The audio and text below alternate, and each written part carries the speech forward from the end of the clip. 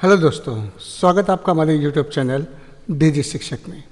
आज हम डिस्कस करेंगे एक ऐसा टॉपिक जो रिसर्च का बैकबोन है, दैट इज रिसर्च डिजाइन।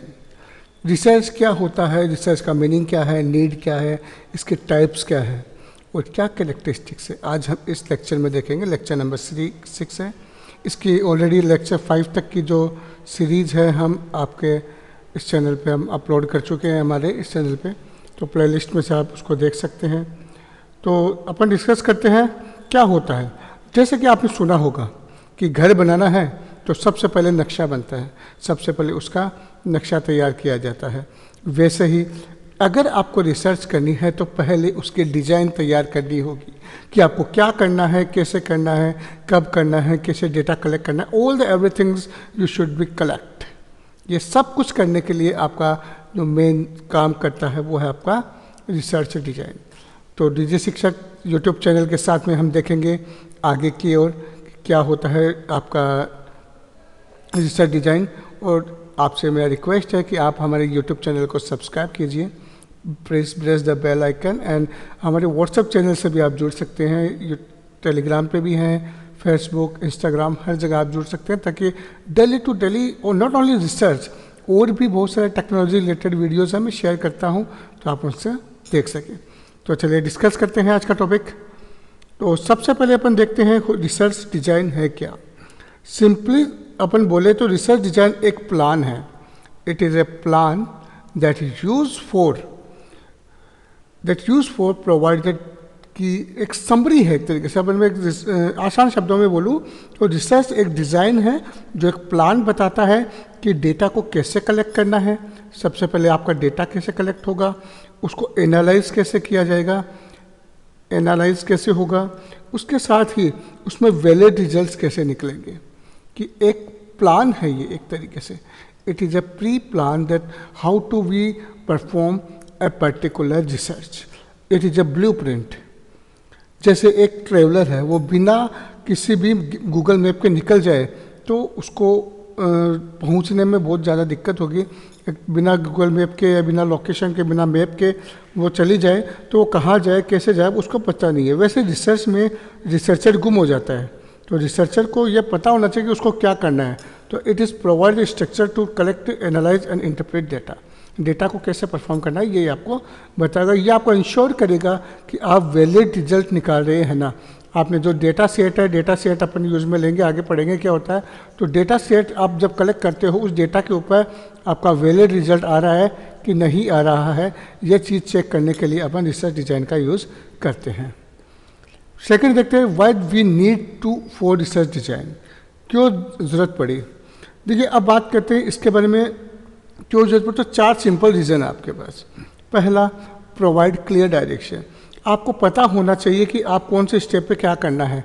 कि आपको पहले स्टेज पे रिसर्च प्रॉब्लम फाइंड करना है, ठीक है, उसके बाद में डेटा कलेक्ट करना है, डेटा को एनालाइज करना है, कहाँ से डेटा को कलेक्ट करना है, कैसा डेटा आपको कलेक्ट करना है, कौन से डेटा को आपको किस तरीके से रिप्रेजेंट करना है।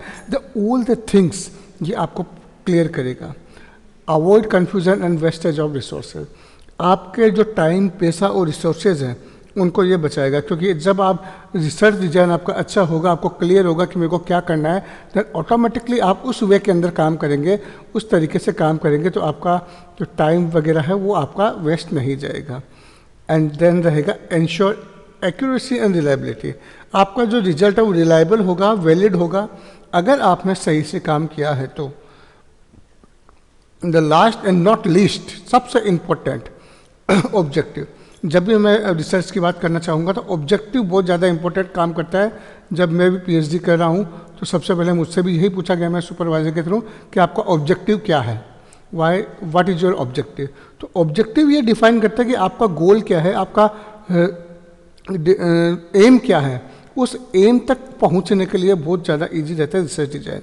जैसे कि मैं एग्जांपल देता हूं, अगर आपको पीएचडी का कोई थीसिस लिखना है, आपको कोई थीसिस लिखनी है, देन आपको बिना डिजाइन को आप अपनी तरफ से लिटरेचर कलेक्ट करते रहेंगे, आपने कलेक्ट किया, डेटा कलेक्ट किया, लिटरेचर कलेक्ट किया, एंड ऑफ द डेटा भी इतना कन्फ्यूज हो जाएगा कि आपको खुद को नहीं पता होगा कि मैंने क्या कर लिया।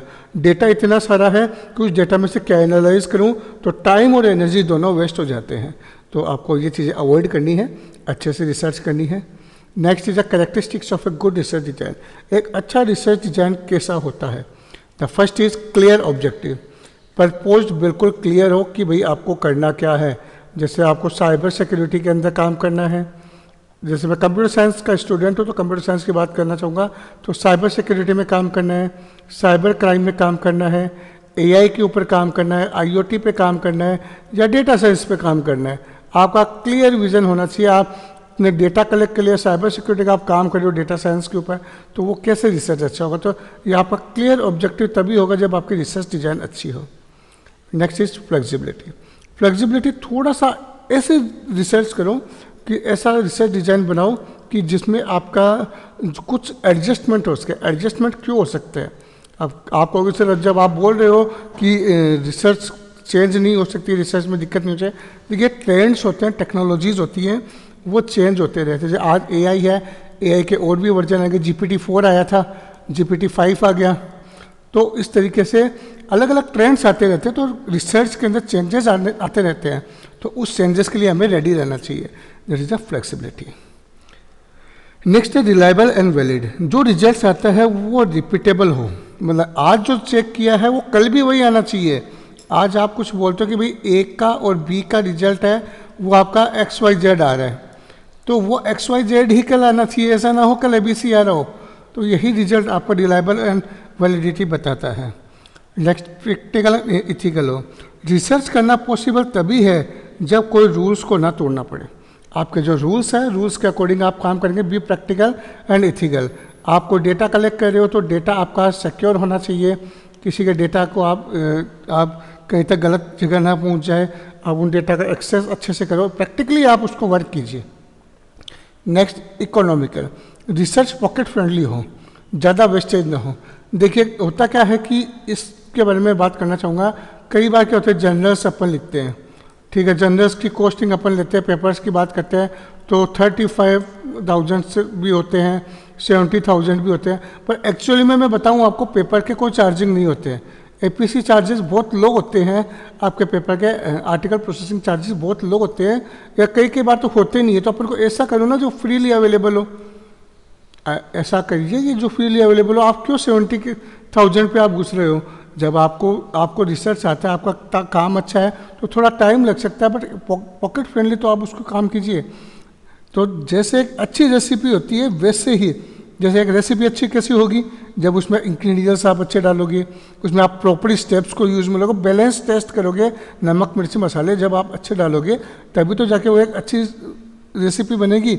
वैसे ही एक सक्सेसफुल रिसर्च भी तभी होगी जब आप स्टेप बाय स्टेप उसके अंदर काम करेंगे। नेक्स्ट देखते हैं टाइप्स ऑफ रिसर्च डिजाइन।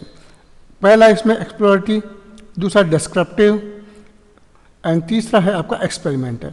ये 3 डिजाइन आपके इसके अंदर यूज आती है। अब हम वन बाय वन डिस्कस करते हैं। एक्सप्लोरेटरी रिसर्च डिजाइन, देखिए इसमें क्या आता है, जैसे कि नाम से पता चल रहा है, explore new idea and insight. कुछ नए आइडियाज़ को अगर आप एक्सपेरिमेंट करना चाहते हो, उसके अंदर कुछ इंसाइट्स उनको एक्सप्लोर करना चाहते हो, तो ये सब जब आप बताना चाह रहे हो, और जब प्रॉब्लम हो तो उसके बारे में हम कम रिसर्च की हो, ऐसे कुछ आइडियाज़ आप कर रहे हो कि ऐसी प्रॉब्लम नहीं जिसके बारे में रिसर्च नहीं हुई हो, तो तब आप क्या करते हो, एक्सप्लोरेटरी रिसर्च को यूज़ में लेते हो। फ्लेक्सिबल होता है, ओपन एंडेड होता है। मेथड्स क्या क्या यूज़ में लेते हो, लिटरेचर रिव्यू यूज़ में लेते हो, इंटरव्यू यूज़ में लेते हो, एंड फोकस ग्रुप को आप यूज़ में लेते हो। एक पर्टिकुलर ग्रुप को लिया, उसके ऊपर आप एक्सप्लोर करोगे भाई क्या करना है, आपको क्या करना है। जैसे कि मैं एग्जाम्पल लेता हूँ, 2 एग्जाम्पल लेता हूँ। पहला एग्जाम्पल मैं लेता हूँ कि आपको स्टडी करना है कि मेटावर्स से, ठीक है, मेटावर्स से आपका फेसबुक वगैरह का एप्लीकेशन है, तो एजुकेशन पे क्या इफेक्ट दे रहा है, क्या इफेक्ट होगा। क्योंकि ये नया टॉपिक है तो आप पहले स्टूडेंट्स और टीचर से इंटरव्यू करोगे कि भाई स्टूडेंट होंगे और टीचर्स होंगे, आप उनसे पूछोगे कि भाई क्या इफेक्ट आता है, क्या होता है, आप कितना देखते हो, या पुराने लिटरेचर रिव्यू है वो आप देखोगे, फोकस ग्रुप पे आप डिस्कस करोगे, देन जाके आप एक पर्टिकुलर टॉपिक को पर्टिकुलर रिजल्ट के ऊपर आओगे। तो इस तरीके से आपको एक मेथड यूज़ में लेना पड़ता है, जो होता है एक्सप्लोरेटरी डिजाइन। दूसरा ऐसे ही कि आप इमेजिन करो एक नई कोई ऐप आ रही है, मार्केट में कोई FISD बेस नाम से कोई एप्लीकेशन आ रही है, तो आपको ये देखना है कि भाई नई है तो पहले तो ये है नहीं, अब आपको ये देखना पड़ेगा पहले क्या काम हो रखा है, आपको सर्वे करना पड़ेगा। दिस इज़ ए एक्सप्लोरेटरी, आपको देखना पड़ेगा स्टूडेंट क्या क्या काम कर ले सकता है उस ऐप को, दैट इज़ ए आपका एक्सप्लोरेटरी रिसर्च। तो एक्सप्लोरेटरी डिज़ाइन एक डिटेक्टिव की तरह है, अपन मैं इसको बोल सकता हूँ it is A like a detective, ठीक है। ये डिटेक्टिव पोस्ट की तरह काम करता है आपका कि क्या आपका जासूसी करनी है आपको उसके ऊपर, that is provided by exploratory research. Next देखते हैं अपन descriptive research design. Descriptive research design का मेन मोटिव होता है to describe the characteristics of population और सिचुएशन। एक पर्टिकुलर ग्रुप है, उस ग्रुप की सिचुएशन अगर आपको डिसाइड करनी है then you use descriptive design. इसमें आप फैक्ट्स वगैरह को यूज में लेते हैं, ठीक है, फैक्ट्स हो गए, कैरेक्टरिस्टिक्स को समझाते हो, लेकिन कोज नहीं है, कोई केस नहीं है, आपका कोज नहीं है कि भाई किस कारण से आप कर रहे हो, कारण नहीं मिलेगा आपको, बस उसको आपको समझाना है। इसमें आप क्या यूज में ले सकते हो, कोई पुराना मैटर आपने यूज में लिया उसके ऊपर आप केस स्टडी यूज में ले सकते हो, ऑब्जर्वेशंस आप यूज में ले सकते हो, सर्वे आप कर सकते हो, ये मेथड्स आप इसके अंदर यूज में लेते हो। नेक्स्ट है एग्जाम्पल, अपन देखते हैं इसका एग्जाम्पल। जैसे कि आप सर्वे करते हो, internet users habit of college student, college student कितने टाइम इंस्टाग्राम पर इंटरनेट को यूज़ में लेते हो, तो आप डिस्क्राइब कैसे करोगे कि आप बोलोगे भाई 60% स्टूडेंट है, जो 60% स्टूडेंट है वो आपके रील्स वगैरह को देखते हैं, 3-4 घंटे इंस्टाग्राम को यूज़ में लेते हैं, ठीक है, और 1 घंटे आपके फेसबुक को यूज़ में, तो इस तरीके से आप वो इंटरनेट को यूज़ में ले रहे हैं, गुड हैबिट्स वगैरह को आप वहाँ पे बताना चाह रहे हो। दूसरा, हॉस्पिटल के अंदर पेशेंट सेटिस्फिकेशन का सर्वे करोगे आप, कि हॉस्पिटल में आप जाओगे वहाँ पे आप सर्वे करना पड़ेगा आपको कि भाई आप क्या क्या क्या वेटिंग टाइम कितना है, फैसिलिटीज़ क्या है, आपको ट्रीटमेंट कैसा मिला, तो ये आप एक डिटेल्ड में आप उसको पढ़ोगे, डिस्क्राइब करोगे आप कि भाई ये रिजल्ट आ रहा है, कॉस्ट इफेक्टिव टेस्ट नहीं करना है। तो डिस्क्रिप्टिव को अपन बोल सकते हैं डिस्क्रिप्शन देता है, तो ये क्या हो गया आपका जर्नलिस्ट, ये जर्नलिस्ट के लिए अपन बोल सकते हैं द बेस्ट है। ये क्या करेगा, ग्राउंड रिपोर्ट देता है फैक्ट के साथ साथ। नेक्स्ट देखते हैं अपन एक्सपेरिमेंटल रिसर्च डिजाइन। ये क्या करता है, कोज इफेक्टिव होता है, ये कोज इफेक्टिव रिलेशनशिप को प्रोवाइड करेगा। कोई अगर आपको रिजल्ट देना है, कोई आपको रिजल्ट मतलब कि आपको कोई पर्टिकुलर टेस्ट आपको करना है, देन आप ये यूज में लेते हो। यहाँ रिसर्चर एक वेरिएबल चेंज करता है, वो देखता है कि इसका दूसरे पे क्या इफेक्ट आएगा। जैसे कि अपन दवाई की बात करें तो एक जने को वो दवाई दी, दूसरे को भी दूसरी दवाई दी, तो उसका क्या इफेक्ट आ रहा है, that is the experimental research design. जैसे इसमें रिसर्चर मैन्युपुलेट, हाँ इसमें मेन चीज़ ये याद रखनी है आपको, रिसर्चर मैन्युपुलेट द वेरिएबल, ये चेंज कर सकता है according to data, according to user, वो उसको चेंज कर करके देखेगा कि क्या इफेक्ट आएगा।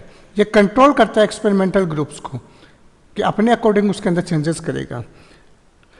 एग्जाम्पल देते हैं इसका, एग्जाम्पल जैसे ट्रेडिशनल टीचिंग मेथड है तो उसका क्या इफेक्ट है न्यू टीचिंग मेथड के ऊपर। तो जैसे इसमें 2 ग्रुप बनेंगे, एक तो बन गया जैसे मैं बोल रहा हूँ कि आपका ट्रेडिशनल के लिए बन गया मैंने ए ग्रुप, और न्यू टीचिंग मेथड के लिए बना दिया मैंने बी ग्रुप।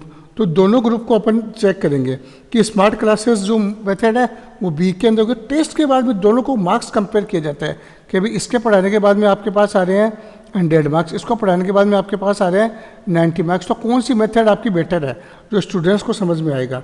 तो यहाँ पे बी परफॉर्म अच्छा करता है तो प्रूफ मिल गया कि बी इज़ द बेस्ट, ये अच्छी डिज़ाइन है, ये अच्छा काम कर रहा है। ऐसी एक न्यू कंपनी है तो कोई नई एनर्जी ड्रिंक बना रही है, ठीक है, कोई उसने ड्रिंक बनाया एनर्जी ड्रिंक, उसको वो टेस्ट करना चाहती है, तो एक ग्रुप को नॉर्मल ड्रिंक देता है कि भाई आप तो पियो ये वाला ड्रिंक, ठीक है, और आप पियो हमने जो नया बनाया है ये वाला ड्रिंक। फिर दोनों को स्टेमिना टेस्ट करता है, दोनों को दौड़ाती है, मार्केट के अंदर दोनों को दौड़ा रही है। तो अब दोनों कौन से दौड़ रहे हैं, वो कौन ज़्यादा जल्दी भागता है, किसका स्टेमिना कितना रहता है, तो डिफरेंस ऑटोमेटिकली आपका क्लियर हो जाता है। And that is the experimental research. Experimental research को अपन बोल सकते हैं यहाँ पे एज ए साइंटिस्ट रिसर्च, या साइंटिस्ट वगैरह आप यहाँ पे यूज में ले सकते हैं जो लैब के साथ में हाइपोथेसिस को भी टेस्ट करता है। ये अपने पढ़ी, तीनों डिज़ाइन अपन पढ़ चुके हैं। तो अपन कंक्लूजन में चलते हैं कि रिसर्च क्या है। रिसर्च एक ब्लूप्रिंट है रिसर्च का, कि रिसर्च कैसे की जाएगी, रिसर्च क्या करना है, रिसर्च में क्या क्या मेथड्स आप यूज में लेते हो, ये आपका रिसर्च डिज़ाइन बताता है। नेक्स्ट है डिफरेंट डिज़ाइन डिफरेंट पर्पज़। हर डिज़ाइन का अलग अलग पर्पज़ होता है। जैसे कि मैंने तीनों का बताया कि पहला आपका जो है एक्सप्लोरेटरी डिज़ाइन है, वो आपका क्या करता है, एक्सप्लोरेटरी डिज़ाइन आपका क्या रहेगा, एज ए डिटेक्टिव, ठीक है, एक्सप्लोर करेगा। दूसरा आपका है descriptive, descriptive as a work as a journalist की तरह यूज़ में लेगा। बाद में आपका है एक्सपेरिमेंटल, तो एक्सपेरिमेंटल आपका साइंटिस्ट की तरह यूज़ में लेगा। तो ये तीनों अलग अलग डिसीजन, तो राइट डिसीजन वैलिड, रिलायबल और यूज़फुल होता है। राइट डिसीजन जब आप ले रहे हो डिज़ाइन के थ्रू, तो वो आपका अच्छे से वर्क करेगा। एक्सप्लोरेटिव में क्या होता है, क्वेश्चंस होते हैं, डिस्क्रिप्टिव में फैक्ट होता है, एक्सपेरिमेंटल में आप प्रूफ देते हैं। ये तीनों चीज़ें अपन देख सकते हैं। तो दोस्तों आज हमने देखा रिसर्च डिज़ाइन का ब्लूप्रिंट वगैरह, तो इन तीनों के बारे में हम डिस्कस कर चुके हैं। तो अगर आपको हमारा वीडियो अच्छा लगा तो आप हमें लाइक कीजिएगा, बार बार कहता हूँ मैं, कमेंट कीजिएगा, सब्सक्राइब कीजिएगा और शेयर करना बिल्कुल ना भूलिएगा अपने पीएचडी स्टूडेंट्स के साथ में, अपने पीएचडी स्कॉलर्स के साथ में, दोस्तों के साथ में इसको शेयर कीजिएगा। And please press the bell icon for the further notification. मैं नितिन सोनी डिजी शिक्षक के ऊपर आपके साथ में ऐसे वीडियो और भी लाता रहूँगा और आपको डिटेल के अंदर बताता रहूँगा कि क्या होता है रिसर्च, क्योंकि मैं खुद एक रिसर्चर हूँ, साइबर सिक्योरिटी रिसर्चर। तो आप लोगों के लिए भी और मेरे लिए भी एक बहुत बढ़िया काम है ये कि लोगों तक रिसर्च मेथोडोलॉजी पहुँचती रहे। तो थैंक यू, जय हिंद, जय भारत।